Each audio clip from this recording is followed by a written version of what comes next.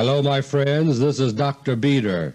Today is March 27, 1977, and this is my monthly AUDIO LETTER number 22.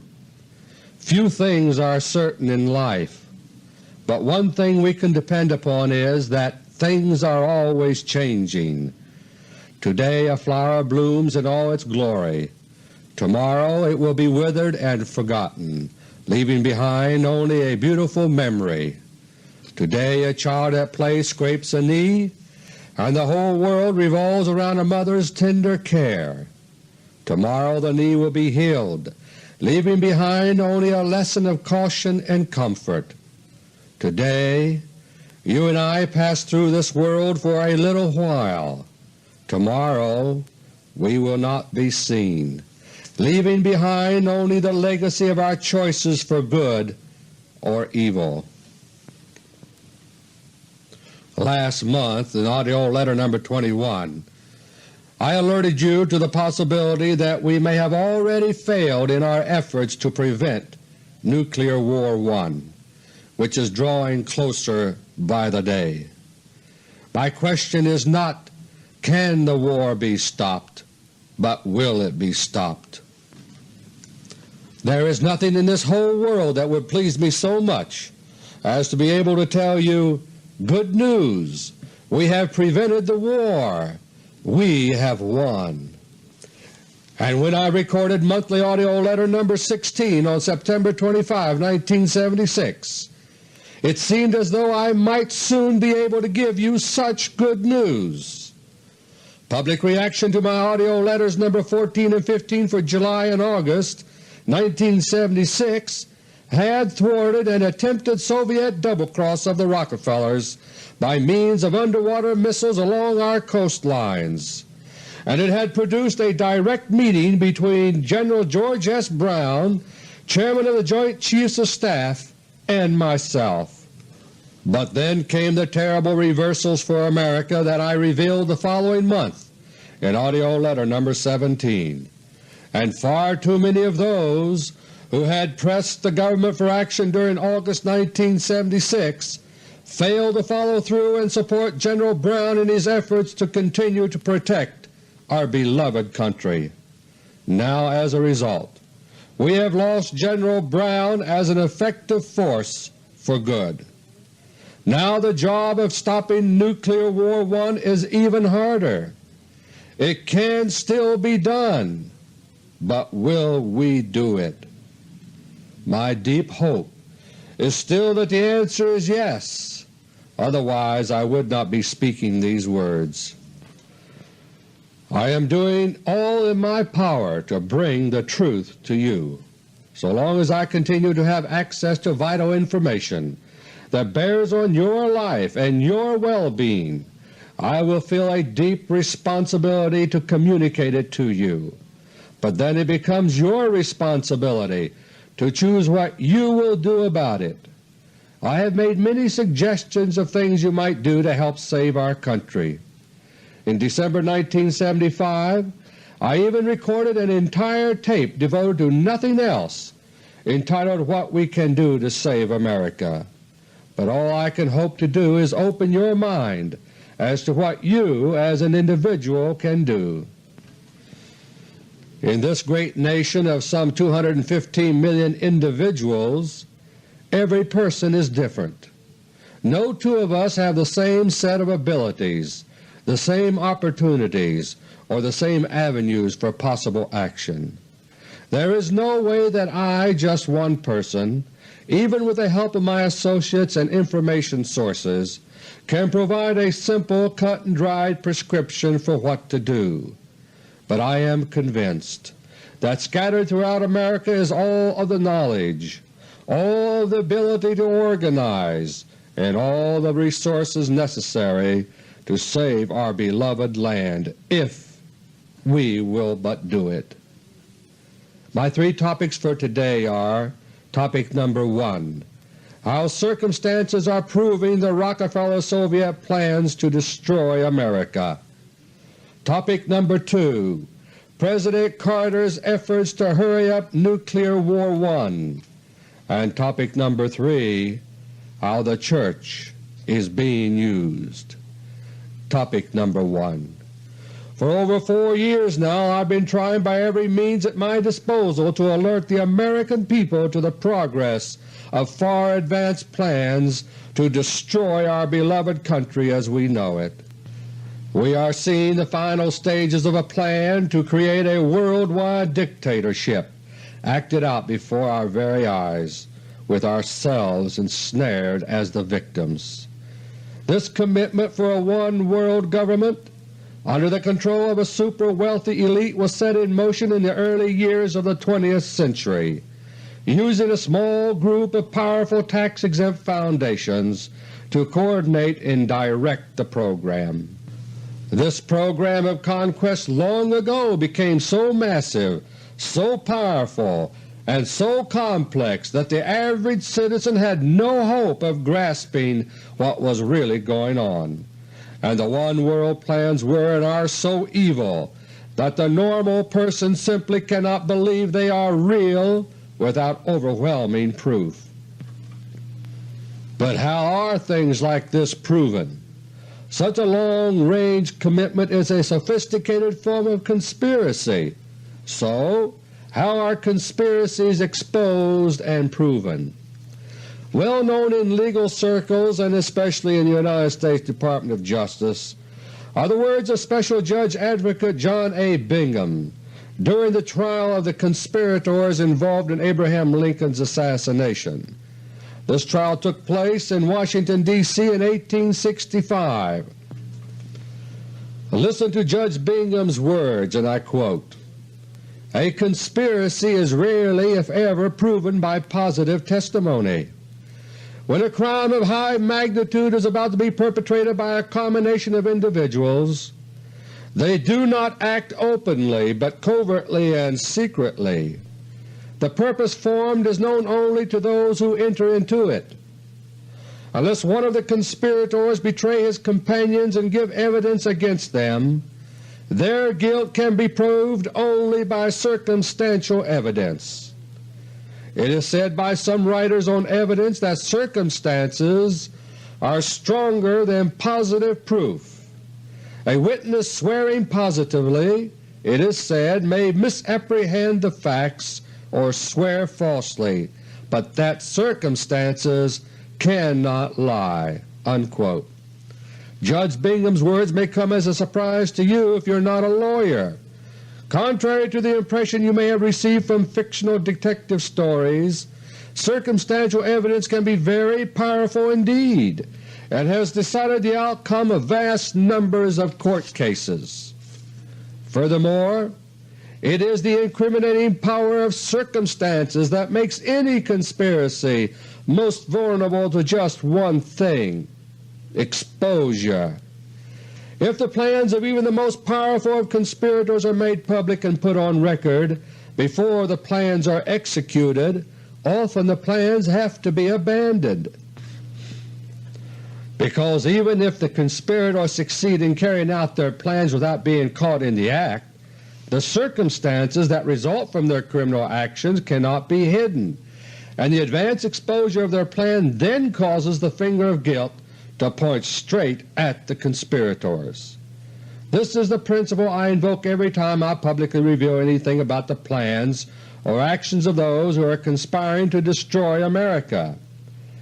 As I have always tried to make clear, my purpose in exposing these criminal plans is to prevent them from being carried out.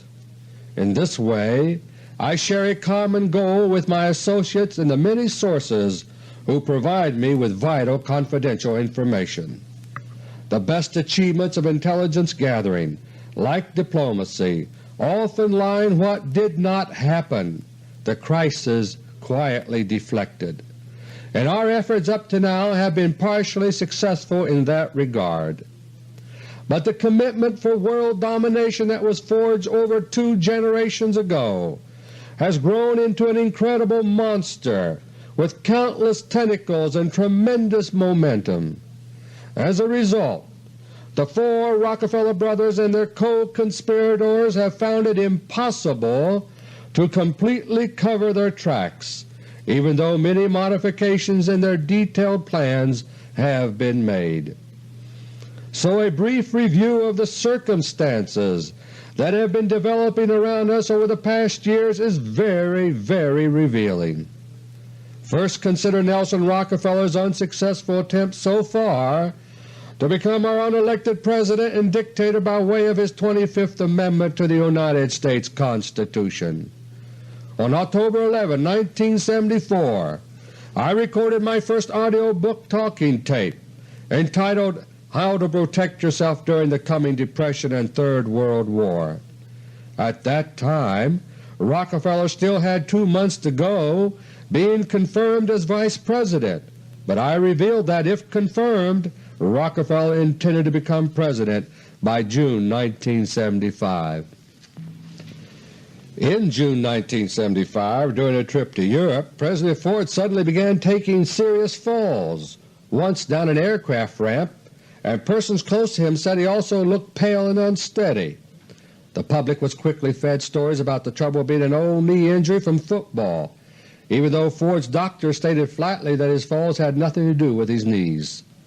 The following month, in AUDIO LETTER No. 2, I relayed information I had been given to the effect that Ford's troubles had been caused by a powerful virus of unknown origin, which had been arrested successfully. The next month I revealed in lectures and also in audiobook special tape No. 1 that by September or thereabouts we should know whether Nelson Rockefeller was to be stopped in his drive to seize the Presidency. And on September 5, 1975, an alleged attempt on Ford's life was made by Lynette Fromm, but as I warned in AUDIO LETTER No. 4 that month, this was only a dress rehearsal intended to frighten Ford into resigning. But Ford refused to resign, and on September 22, 1975, a real attempt on Ford's life took place. During a visit to San Francisco, Ford became the target of Sarah Jane Moore, and it truly was only by the grace of God that he escaped injury.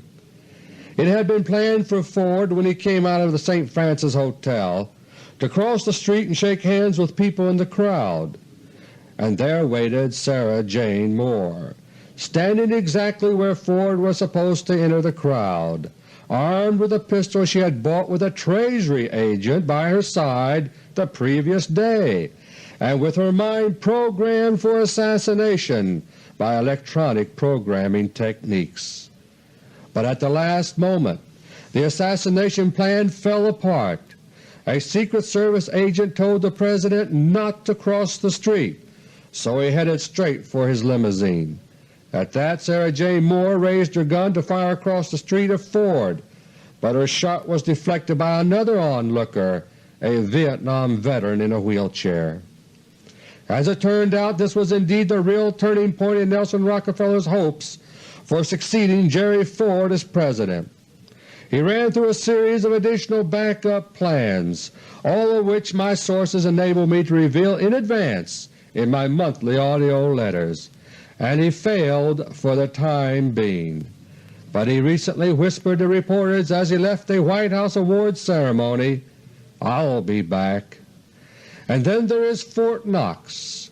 I recorded my first audio book tape in October 1974, less than 3 weeks after the so-called gold inspection visit to Fort Knox by 6 congressmen, a senator, and about 100 newsmen.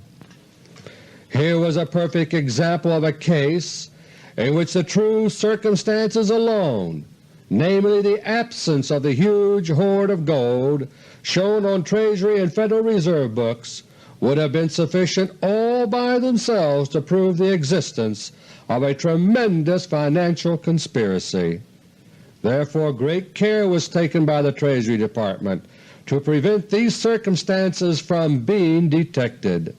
Instead of an objective, honest inspection of the bullion depository at Fort Knox by independent gold experts, the Treasury substituted a public relations peep show involving people who had no way of knowing what they should look for.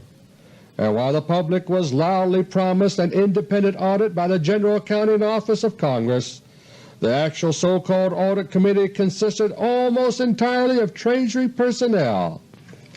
and the tiny audit report that was finally issued several months late presented no findings of fact, concluding only, quote, "We believe," unquote, "that gold is there." My associates and I have amassed mountains of evidence in connection with the Fort Knox gold scandal. This twin scandal involves not only the theft of America's monetary gold supply, but also the storage of leaking canisters of CIA super poison processed from radioactive plutonium-239. From time to time I have made portions of this evidence public, such as in monthly AUDIO LETTER No. 2 for July 1975.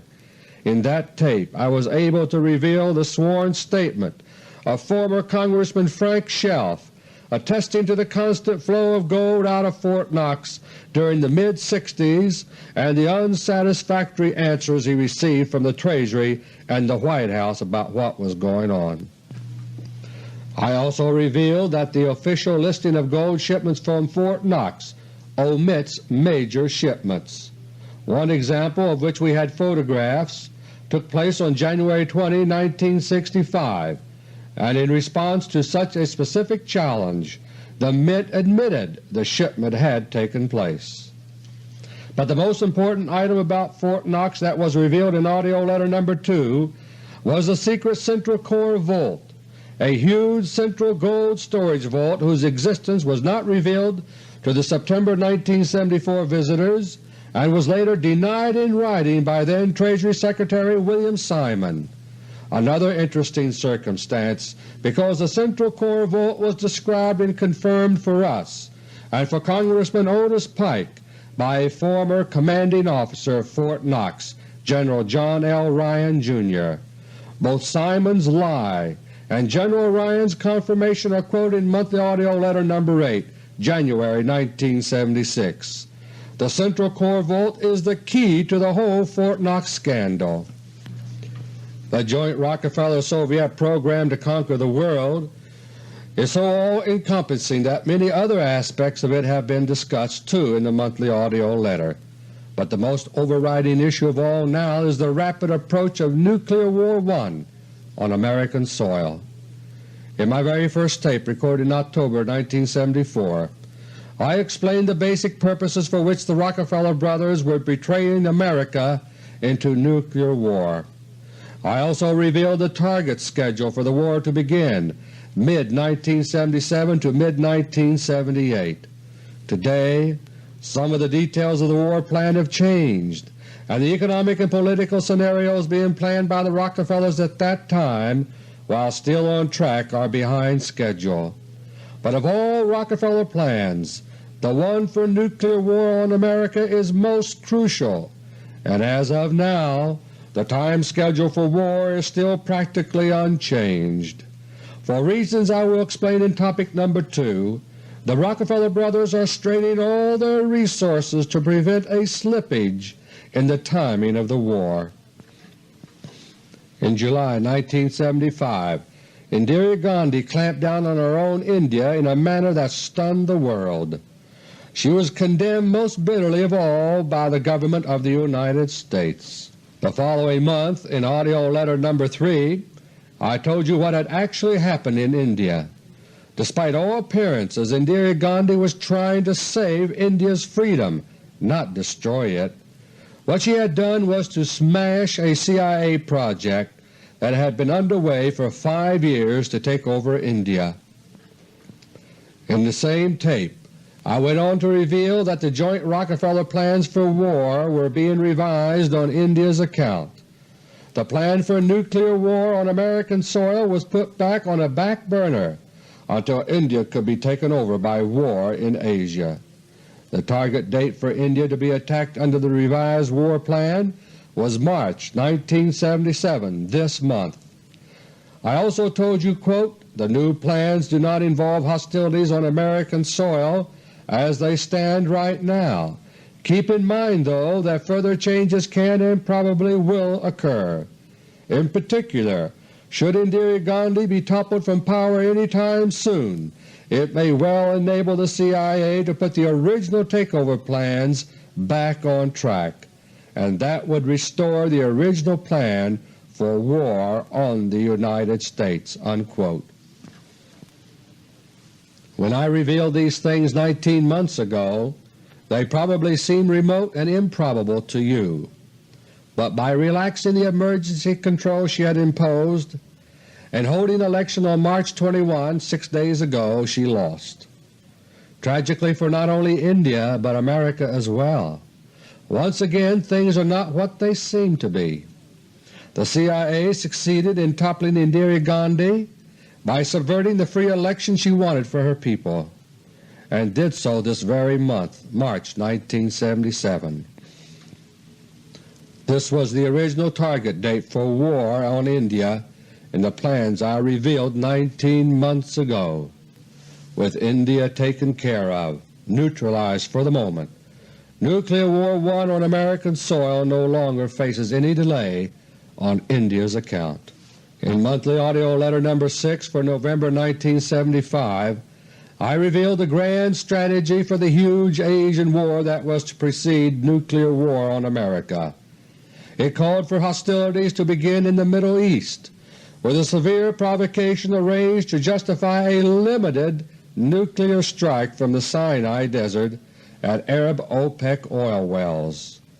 This cutoff of oil supplies would cripple the heart of Europe and Africa, disable Japan, and force dictatorial measures such as gas rationing and other measures on the American people by executive orders, with all these being brought about more completely under the domination of the Rockefeller-Soviet alliance. But now India has been rendered easy prey for a complete takeover and has therefore dropped in priority. The war in the Middle East has been delayed several times. The most decisive failure in this regard occurred late in December 1975, when OPEC oil ministers were kidnapped in Vienna by terrorists in the pay of the CIA. Several were supposed to be killed, inflaming passions and leading to war, but the job was botched and they all escaped with their lives. This caused a tremendous slippage in the plans for war and conquest, and for bungling this top priority assignment, the CIA Station Chief in Athens, Richard Welch, was executed by the CIA itself, as I revealed in Monthly Audio Letter No. 8 for January 1976. In that same tape, I publicly revealed the super-secret White House Merge Directive. This directive requires that life in the United States be so altered that it can be comfortably merged with life in the Soviet Union, and it has been in existence since the days of Stalin. Such a way of life is totally alien to America, but today, under the puppetized administration of Jimmy Carter, the Federal Government is now openly run by aliens with alien philosophies.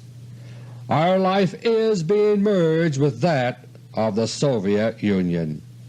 Even so, the greed and lust for power that motivates both the rulers of the Soviet Union and the real rulers of America today know no bounds.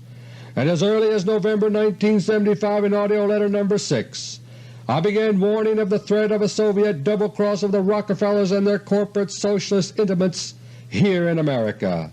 By the spring of 1976, I reported that certain trustees of the Rockefeller-controlled major foundations were increasingly concerned that such a double-cross was brewing.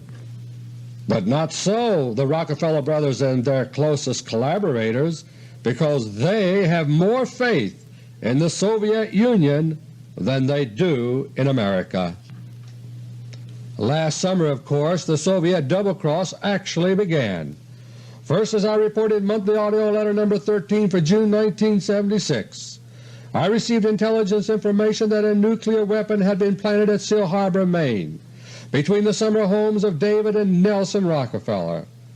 Soon afterwards I was notified that the Soviet Union was planting short-range nuclear missiles within our own territorial waters, ready for launch from undersea resting places upon remote control. We were in danger of an immediate Soviet nuclear surprise attack, not only here but worldwide, that would destroy all effective naval opposition to the Soviet Union and thereby guarantee Soviet victory. Thanks to the intelligence gap created by Henry Kissinger as Secretary of State, the information reaching me about the missiles was not reaching the Joint Chiefs of Staff. Intelligence sources informed me that the only way action could be brought about to save the situation was by making it a public issue, so that is what I did by means of AUDIO LETTERS 14 and 15 last summer, and it worked, as I recounted for you in AUDIO LETTER No. 16 for September 1976. But the four Rockefeller brothers long ago passed the point of no return. In spite of what has happened last summer, they are continuing with a joint program of conquest with the Soviet Union, trying to convince themselves that their long-time alliance is back on track. But at the same time they are trying to hurry up Nuclear War I, because in the Soviet-Rockefeller rivalry time is now on the side of the Soviets. My friends, we are now surrounded by circumstances that prove the existence of a grand conspiracy to rob us of our freedom and even our very lives. It is up to each one of us to open our eyes and see these circumstances for what they really are before it is too late. Topic number 2. Last month in AUDIO LETTER No. 21 I explained what the words national security really mean to those who control America's government today. To them, national security begins and ends with the protection and the advancement of our unelected rulers themselves, not you and me. Nowhere is this more vividly proven than in the realm of war.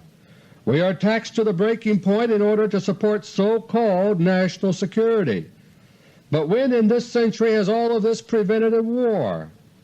And for all our vaunted intelligence gathering and early warning systems, when have you and I ever benefited by being warned in advance of an imminent conflict by the government? It has been proven beyond question, not only by circumstantial evidence, but by documentary evidence as well, that every single major conflict in the 20th century involving America has been known about in advance by our rulers. But this advanced knowledge has never been communicated to us, the nation at large, except once. In 1962 President John F. Kennedy did notify America of the warnings he had obtained of the imminent Cuban missile threat. It was a frightening experience for us all, but the result was that a successful Soviet surprise attack was rendered impossible. Barely a year later, Jack Kennedy died at the hands of the CIA for ruining this Rockefeller-Soviet gamble by acting in the interest of true national security, our security. But in the cases of 2 world wars, Korea and Vietnam, a different pattern has consistently applied. In 1916 Woodrow Wilson, the first American President to be a total puppet of the Rockefeller Empire, narrowly achieved re-election with the peace-oriented slogan, "He kept us out of war." Meanwhile he was rapidly maneuvering America into war. 5 months after his re-election on April 6, 1917, America declared war on Germany, and soon American doughboys were off to fight the war to end all wars. There thousands died in trenches while trustees of the Carnegie Endowment for International Peace encouraged Wilson to extend the war because of the desirable changes it was producing in American lives. In 1940, with Europe once again aflame with war, President Franklin D. Roosevelt, like Wilson before him, appealed to peace sentiment in order to be re-elected. Even now, my friends, I can still hear those campaign words of FDR ringing in my ears. And I quote, "And while I am talking to you mothers and fathers, I give you one more assurance. I have said this before, but I shall say it again and again and again. Your boys are not going to be sent into any foreign wars." Unquote. But even as he won an unprecedented third term in this way, FDR was moving the United States rapidly toward war. On May 27, 1941, only 6 months after his re-election, and with Pearl Harbor still 6 months in the future, FDR proclaimed an unlimited national emergency to get ready for war. In the ensuing months, everything possible was done to provoke a Japanese attack on Pearl Harbor, and when this attack was known to be imminent, most of the United States Pacific Fleet was conveniently bottled up in Pearl Harbor as a tempting target. Only our aircraft carriers were kept far away from danger, since they would be indispensable for retaliation against Japan. Certain officials in the American government knew well in advance that war with Japan was coming. Proof of this can be found in many places today, some of them quite unexpected. One example is the autobiography of the Right Reverend Edward Randolph Wells II, published by Learning Incorporated, Manset, Maine, 04656. The book, entitled The Happy Disciple, is not basically about politics or economics at all, but about the career and life of an Episcopal minister. But it so happens that in the fall of 1941, Bishop Wells was the rector of Christ Church in Alexandria, Virginia, the Church of George Washington. And on page 62 one reads the following, and I quote, "Another of my friends was Norman H. Davis, President of the American Red Cross, who was elected to our parish vestry. He was very close to President Franklin D. Roosevelt and saw him frequently. On November 6, 1941, I had lunch with Mr. Davis in Washington and learned of the approaching war with Japan, which would begin within 5 weeks. I was shaken and asked Mr. Davis to urge the President to appoint a National Day of Prayer, and handed Mr. Davis a letter I had written to President Roosevelt on the subject. Mr. Davis did hand my letter to the President, who did appoint the following New Year's Day as a National Day of Prayer. I was so moved by the luncheon revelations that later that very day I sent our mimeograph postal cards to the congregation stating, 'The rector is preaching a sermon at 11 a.m. service on Sunday, November 9th, which he feels is sufficiently important to call to your attention. The sermon will assess the desperate situation that confronts America this Armistice Day and suggests basic Christian attitudes and actions.' On Sunday in the course of that sermon I said, 'Few people realize how great is the possibility that we shall actually be at war with Japan within 30 days. The congregation was deeply shocked, and in response to many requests my booklet of sermons was reprinted with this sermon added. 28 days after that sermon came December the 7th. The Japanese attacked Pearl Harbor and the war was on." End of quotation from Bishop Wells' autobiography. Bishop Wells, of course, had no way of knowing that President Roosevelt's advanced knowledge of the impending Japanese attack was due to conspiracy to bring about that attack, but he did know that people should be warned about it, and he did just that. The Federal Government, of course, could have warned all of America of the impending Japanese attack, but then the attack would never have taken place. And FDR, doing the bidding of the Rockefellers and their allies, wanted the attack to take place so that America would go to war. In the 2-volume audio book talking tape I recorded a year ago with Colonel Curtis B. Dowell, the detailed story of Pearl Harbor is told by Colonel Dowell, and Colonel Dowell, who was the son-in-law and close friend of FDR, knows what he is talking about. Next came Korea. On June 21, 1950, Assistant Secretary of State Dean Rusk testified before Congress to the effect that there was no indication of any impending North Korean attack on South Korea. Several days later, John Foster Dulles went to Seoul, South Korea, to give reassurances that there was no danger of invasion from the North. Then he left quickly because the North Korean invasion was already being launched. As for us, the American people, another nasty surprise. Vietnam too followed the old pattern.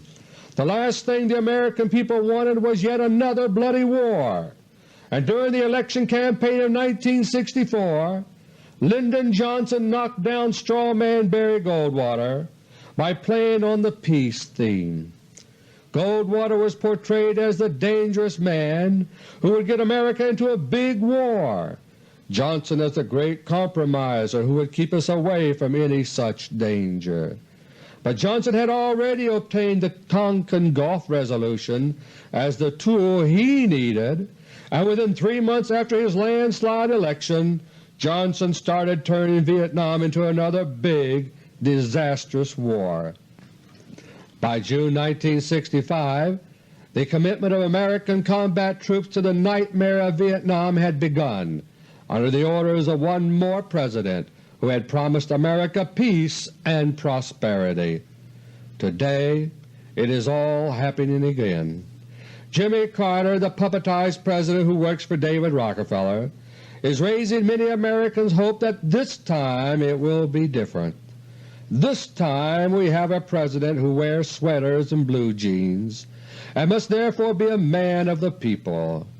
He must be determined to have peace since he is so aggressively seeking disarmament, and he has promised us all that he will never lie.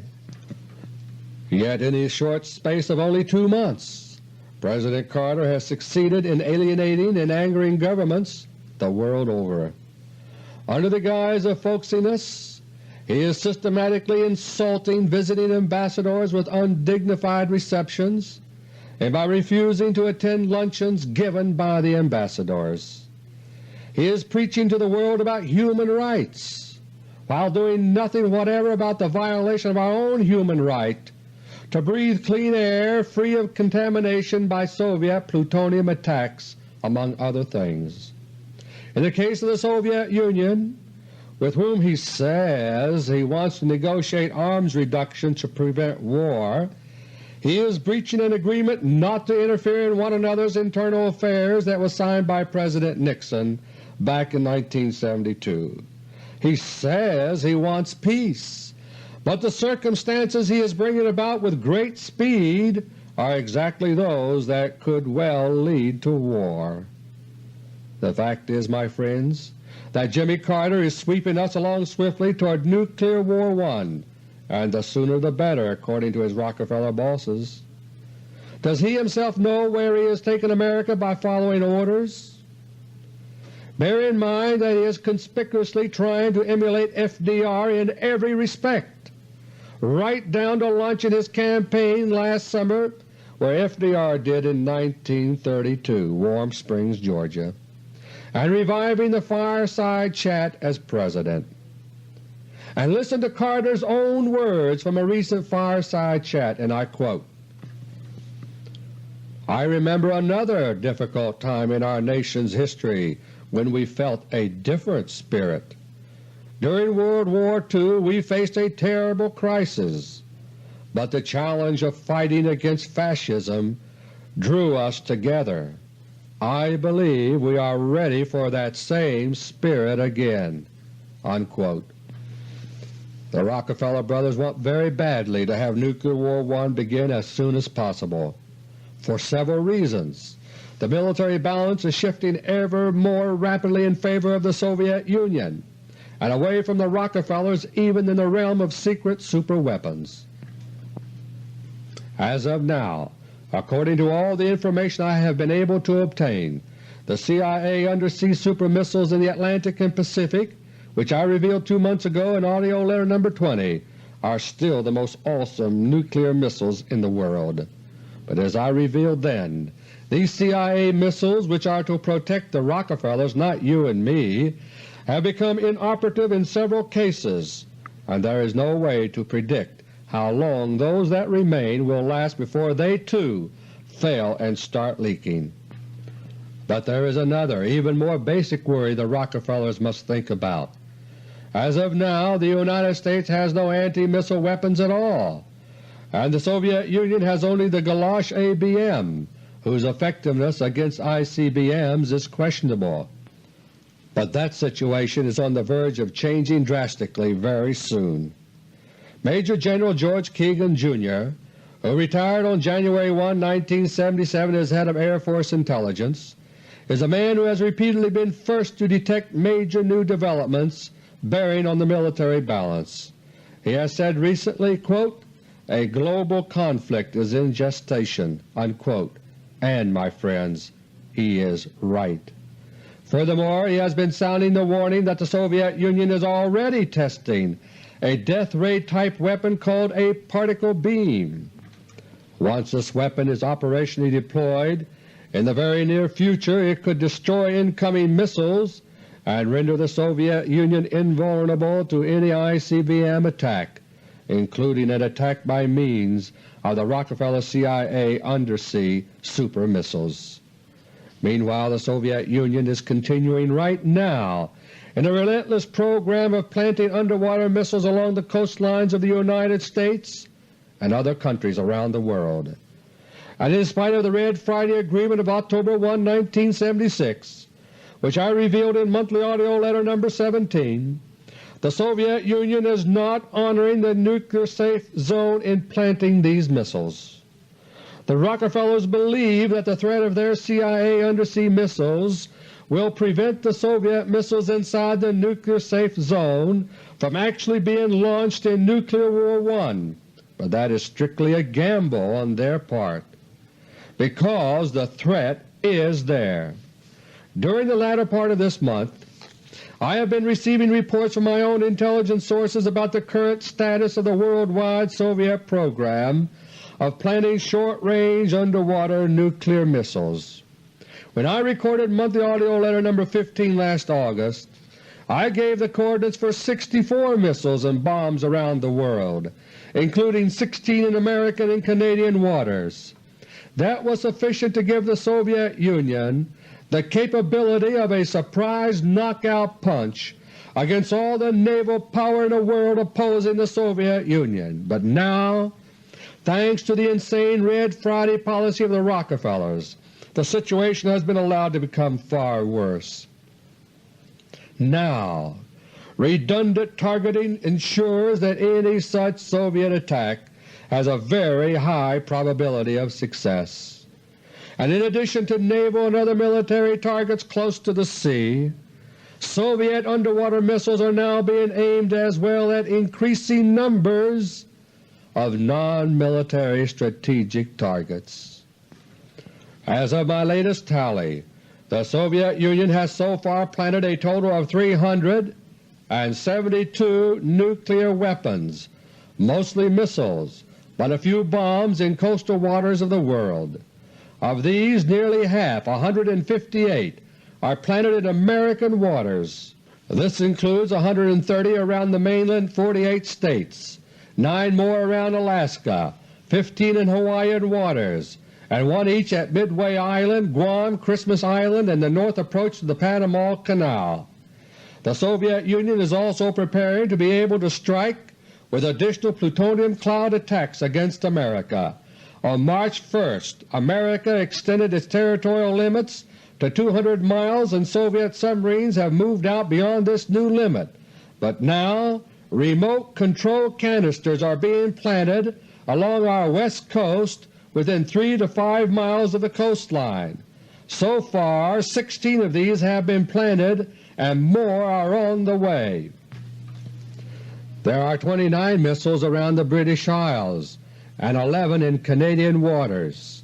Europe and the Mediterranean are currently surrounded by 46 Soviet underwater missiles. 10 of these are in the Mediterranean. Along the Atlantic and North Sea coast, Spain is targeted by 1, France by 3, the Netherlands by 5, and West Germany by 6. 3 Soviet missiles have been planted in Danish waters, 7 near Norway, 6 near Sweden, and 5 near Finland. In addition, 7 Soviet underwater missiles surround Iceland. These are ready to decimate NATO air bases there, enabling the new Soviet supersonic long-range backfire bomber in its naval version to interdict all our vital sea lanes across the North Atlantic. The rest of the pattern worldwide is: first on the Pacific and Indian Oceans, Australia 7, New Zealand 6, New Guinea 4, Philippines 6, Indonesia 6, Malay Peninsula 2, Thailand 1, Burma 1, India 1, Taiwan 3, Red China 7, border between Red China and Vietnam 1, Japan heavily targeted 19, South Korea 8, around Southwest Asia, Africa, and the Middle East, Caspian Sea coast of Iran 3, Persian Gulf coast of Iran and Saudi Arabia 5, in the Oman Gulf 1, target Iran, Red Sea coast of Saudi Arabia 2, Black Sea coast of Turkey 1, Southern Africa 8, and along the coast of Latin America, Mexico 11, Guatemala 1, British Honduras 1, Honduras 1, Nicaragua 1, even though Nicaragua itself is being used for certain naval purposes by the Soviet Union, Costa Rica 3, Venezuela 4, including 1 in the Orinoco River, Chile 5, Argentina 1. The British possession of West Falkland near southern Argentina is also targeted by 1 Soviet missile, as is the island of Bermuda. The government of any country I have named may obtain the navigational coordinates of the threatening Soviet underwater missiles from me upon official request. Up to now only 1 government, that of Great Britain, has requested these latest coordinates, and I have gladly supplied them. Great Britain is quietly living up to her majestic name, because alone of all the nations on earth the British government is fending off the Soviet naval threat with grim determination. I do not think it would be in the best interest of the British people for me to tell you all the measures being taken in this regard, beyond the fact that the Soviet missiles are being removed from British waters. But I will tell you that the British are proving one very important fact up to now. Given the will to do so, the Soviet war threat can be staved off. For all their modern weaponry, the Soviets are not supermen, except in comparison to the treasonous jellyfish who control America's government today. What is necessary is to recognize circumstances for what they really are, and then to summon the spirit and determination to do what must be done. And that, my friends, is exactly what the British are doing right now. Topic number 3. A few days ago the Reverend Billy Graham was quoted in newspapers as saying he likes, quote, symbolic gestures made to the American people, unquote, by President Carter. He expressed particular pleasure at the fact that Carter not only plans to go to Sunday school, but even to teach there. But as for the substance of the new administration, Dr. Graham said it is just too early to assess that. Millions of Americans are placing their trust in Jimmy Carter, an untried newcomer to national politics, mainly because of his Sunday school teacher image. In the rush world of today, Jimmy Carter's highly visible piety almost seems like something out of the past. 100 years ago the following words might have been written about him, and I quote, "He became a regular attendant at the Erie Street Baptist Church, and vigorously did Jimmy give himself to his work." Jimmy was publicly baptized in the fall of 1854. Not long after, Jimmy was made clerk of the church, an unusual responsibility for a mere youth, and indicative of the impression of maturity and responsibility that he gave to others. Before many years passed, he was teaching one of the largest classes in the Sunday school. As a bright high school graduate, a faithful attendant, A most staid and responsible young man, Jimmy soon took a prominent part in all church activities. He threw himself into them with characteristic single-mindedness. As we have said, the church offered this unemotional youth an outlet, while it also offered his mother, brothers, and sisters the best part of what social life they enjoyed." Unquote. My friends, I did not just make up these words to fit Jimmy Carter. I have simply substituted the name Jimmy for the name John in excerpts from the biography of John D. Rockefeller Sr. by Alan Nevins. The striking thing about John D. Rockefeller was that his vigorous church activities never, throughout his entire career, translated into fair, honest, or ethical dealings in business. And in a similar vein today, Jimmy Carter, whether he realizes it or not, is preaching good but doing evil. How far might some dictators, past and present, have gotten if they had eliminated church opposition by themselves going to church? It may be that Jimmy Carter is being misled and is not knowingly doing that which is evil. But either way, my friends, that is no excuse for the rest of us to blindly follow along like sheep to the slaughter. If we do so, history shows clearly what will happen. The end of the world came for the organized church in Russia after the Bolshevik Revolution in 1917. Within a few short years, more than 20 million Russians met death at the hands of the Soviet government. And while a struggling underground of believers has persisted to the present day, the Church as an organization that can influence events directly no longer exists. And it will not exist so long as Communism remains the official religion of the Soviet Union. In mainland China, too, the same thing happened when Mao Zedong took over. The Church in China was much smaller as a percentage of the population than it had been in Russia, but its fate was the same, the end of the world, aside from a struggling remnant of believers forced underground. After killing more than 60 million of his own people, Mao succeeded in turning Communist China into perhaps the most rigidly regimented society on earth.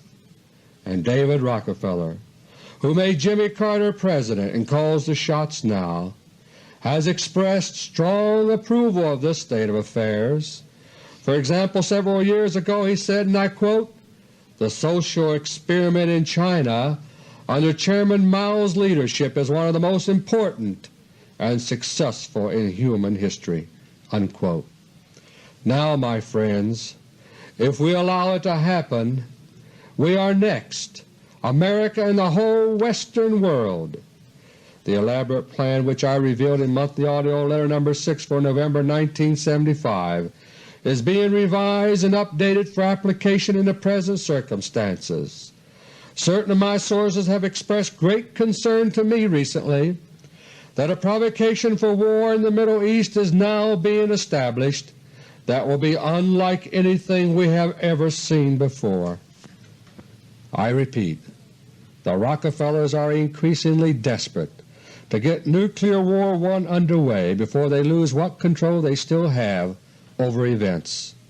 To achieve that purpose, plans are being seriously considered which, if carried out, could instantly throw all three major religions of the Western world into turmoil in the course of igniting a Middle East conflict.